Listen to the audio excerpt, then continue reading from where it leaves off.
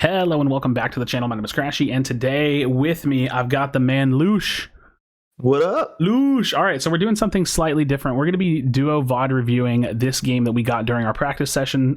Coco stepped out of top lane for a game, and I hopped in. And we've been trying a new strategy and a new team comp. So if you can actually look at the top, you can kind of see it. Maybe I'll edit it into the video. Our team comp is going to be double AD carry Cinderace Greninja with Blissey as our support. Tank is going to be Snorlax, and then the top lane is going to be Zeraora. Now, we are running 3 Fluffy Tails. We have one on Blissey, and that's because Gigs likes it for laning phase, not really related to the strategy, but I'm going to be running one, and Gavin is going to be running a Fluffy Tail on Greninja. So kind of a traditional top lane, or tri-lane rather, and we are watching my perspective, so we're not going to see a lot of the tri-lane, but the tri-lane is mostly operating in a normal tri-lane way, trying to get as much farm as we can, deny from what we can, and skirmishing a little bit back and forth. I actually mess up top lane a little bit here, but you'll see how that goes a little bit. But yeah, me and Lush are going to be talking about this strategy. So what do you want to do? You want to go ahead and intro what the idea of the strategy is? Yeah, so the strategy is essentially a meta changing strategy. I think it's playing differently to the script that everyone's used to at the moment. So we're playing kind of counter meta, would you say? Yeah, I think that's a good way to put it, right? Yeah. Counter meta. So we're focusing more on the top lane than on the bottom lane. So we're actually bypassing the Dreadnought and going more for the Rotom.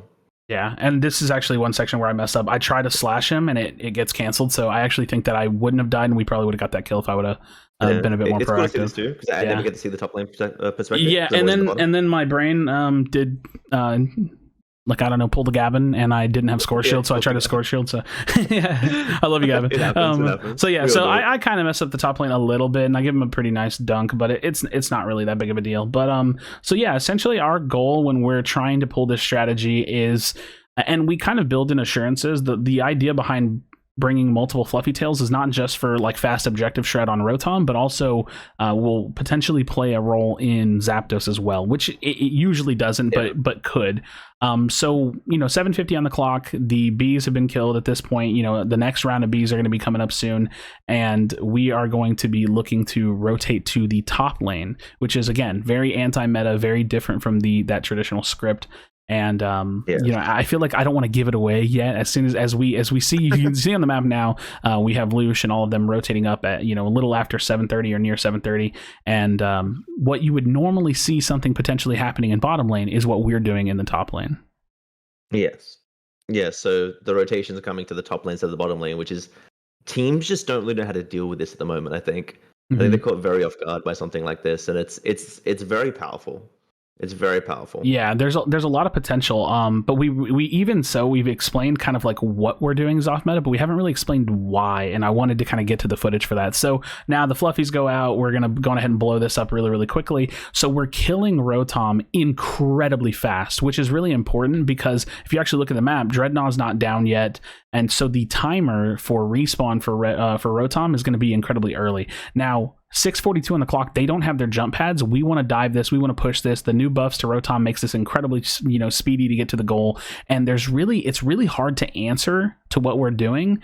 And we're getting a lot of experience out of this. We're getting turn-ins, we're getting kills, and now we're retreating and we're going back to kind of like, normally playing the game. Now, this is me doing dumb things. I really wanted to break this goal, and I get way too greedy for it. This is like, I wanted to try to steal any of the farm I could. I get an extra 2 dunk, whatever. This death isn't really that big a deal, but I wanted it bad. Even this, like, I'm going to pop my discharge to try to stay alive a little bit longer. I wanted to get that goal down, but I shouldn't have done that. But regardless, the strategy behind what we're doing is really trying to break out the top lane and prepare for a strong end game with a Rotom. Yeah, and something you said is we didn't get the Dreadnought, but our jungler is level 10 and theirs was on level 9. Yeah, so we're actually ahead in XP. Which is something that is only possible after the recent patch. Yeah, and one thing that I'll say about the strategy, so this is something that we've been working on here too, when teams are deciding to push our goals, like being a little bit more loose with our ultimates and making sure that we can survive this. But one thing that I do want to say about this strategy is that a big important part of what we're trying to do is maintaining a point lead. It is incredibly important. If you don't have a point lead, pretty much anything we're doing here feels like it's kind of a waste of time. Now looking at the map, Lush, we've got 24 seconds on the Rotom. The Dreadnought timer hasn't even started. And, I'm kind of like surveying around it and probably calling for us to come up to top lane because that same thing. We want to get this Rotom. We want to have this like anti-meta pressure on the map. We want to be using Rotom, and that's part of what the strategy is using Rotom to get scores. So we knew there was a couple of them up here. I have my ultimate. I'm just going to go ahead and blow them up. That's literally the goal. Me and Gavin just coordinated our ults. We blow them up incredibly fast, and now we're going to get this Rotom. So. Yeah, I was a little late to this one because I was being ice fanged by MMO Swine. That was fun. Ironically, I actually don't even think that's a terrible thing because you were kind of stopping like a split push anyways. So on this one here, while I do want to get that goal, and I think we send you to go deal with it, the goal for us is not to push that second goal because it's incredibly hard. And that's kind of one of those tips that we have in the game, right? Like we always tell people, don't really push second goals. And that kind of still rings true. So what we do is we get the Rotom, force them to deal with it, and then we go bottom and score on it. Sadly, we almost stole this away from the Greedent, but he belched spammed it with ultimate, so we didn't get that. But we got a lot of value out of that. I mean, they got absolutely, and they got the Dreadnought, but we got 2 goals. And look at this response. The response is like, hey, instantly go and defend our goal, right? Like we want to try to hold as much as we can. We actually get a couple dunks in, which is a little annoying, but we have people coming up to respond and to help us out, and this is all part of that. What I said, where it's like we need to maintain our point lead. So just like by looking at the map, I mean, you can literally look at the map and tell that we have a pretty substantial point lead here, and this strategy has almost no downtime. You're kind of always going. And because if you're not like pushing with a Rotom or trying to find some value, you're basing to cover like an off lane. So like I came down here to cover an off lane. We have like our top lane is a little open right now, but Eat's farming close enough to it that he can rotate to it. And at this point of the game, we're honestly just trying to refill ults, get as much energy as we can, because this is going to be really, really important to tie into the bottom part of the strategy or the end part of the strategy. And okay, so 3.5 minutes or 3:13 on the clock, 23 seconds left on the Rotom spawn. We're going to be heading top lane to head to Rotom. Now, this is the beauty of this strategy, Lush. What's going to happen here whenever you push Rotom and there's no goals? Oh, it's going to push all the way into their base. Yep.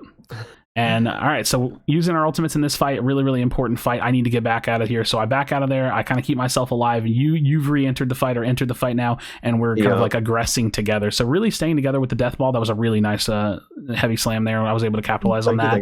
And then the Greedent was doing Greedent things, not really helping his team. So the call here, the call here was to focus Greedent. Don't let him flip it, and we take this. So, or we're going to take this. This is a pretty important thing that we do too. We hold the cap because we're burning time. We don't have a reason to allow time to be in their hands, right? This is all in our control. There's no way they're stealing it. We're just buying time. So we call 2:15. We're going to get the kill on Rotom, and now we're pushing with it because this is the important part of knowing this strategy or knowing what we're shooting for here. When you push this Rotom into their home goal, it acts like a Zapdos. I get the nice little pull tech. I died of the water shuriken, double team sadly, but it acts like a Zapdos because if it scores, then it's an infinite amount of points that can be scored into it. So now this is our final fight. This is our Zapdos fight in this kind of a strategy.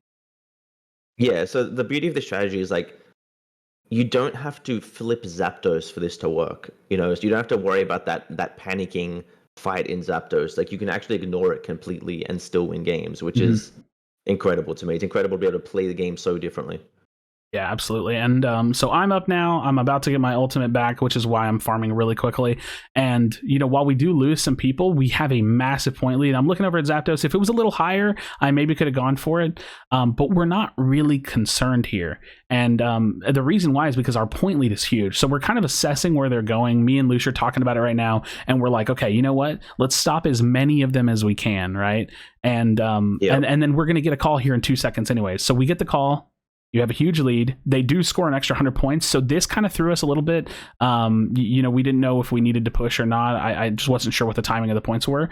But regardless, if you look at the way that this is all happening, they're the team that was on the back foot, which puts themselves in the position to have to make a play, which they try to do. We have 4 down on very long timers, and we're going to push here and like guarantee our closed out win, which I'm pretty sure we were winning already anyways. Yeah, I think we were up, but it's good that we came back there because there's no reason for us to not fight, right? Like, why let them score for free and then just get away? It's good to just take the fight, use our lead, and then just like push up and score more points, cement the game essentially. Yeah, a little bit of min-maxing there. We use the Blissey ult on our Snorlax to get his score shield in, just make it a little bit bigger, and then now we just kind of refight with only 10 seconds left. Even if we lose this fight, it doesn't matter. So whatever score we get in, that's cool. Doesn't really make a difference. And then we go ahead and close out this game. So the cool thing about this is that, we're leaning into the fact really that, Dreadnought gives less experience, so it's less like 100% necessary. I do still think that a great general outline for the game is following that, go for Dreadnought type of feeling. But yeah, it's definitely something because, Rotom is definitely not worth ignoring anymore. That's for sure. Exactly. Especially, and I've been saying this on stream, especially the last Rotom. Last Rotom is dangerous. It's dangerous to leave on the field and not to deal with or find some kind of an answer for, and I really like that. Rotom, it's like another teammate pushing with you. You feel like you outnumber them in the fight. It does so much damage. It moves so quickly. It's got so much health.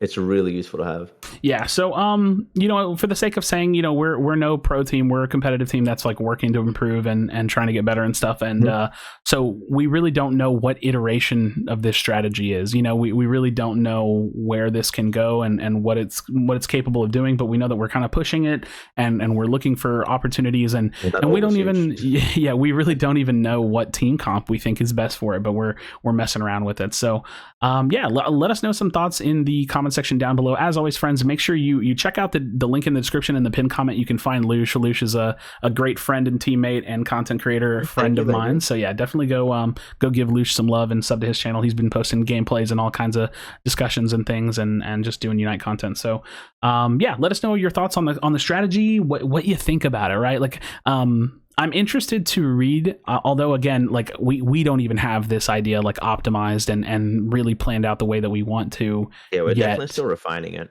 I mean, this is basically just for the sake of saying, this is like our second day of playing it, and the first day was really finding it, right? It was like, how do we make this work? And this was day one of like, okay, we're gonna really push the envelope and see what we can do with it. And going into like say our practice session tomorrow, we'll be like, let's perfect this, like let's really. And the other thing about this is because we're not perfect at this yet, we're learning how to play win behind while playing this as well, which is incredibly valuable for us because when you're playing on a completely different side of the map, going for a different objective, the games get kind of weird, right? Like we're just not used to seeing the game play out this way. So it's definitely very different. Yeah, very different. But yeah, friends, in any case, we're kind of just rewatching footage as we close out the discussion. Thank you so much for watching. We definitely do appreciate it. As always, be sure to be kind to one another. Tell someone that you love them, and we'll see you on the next video.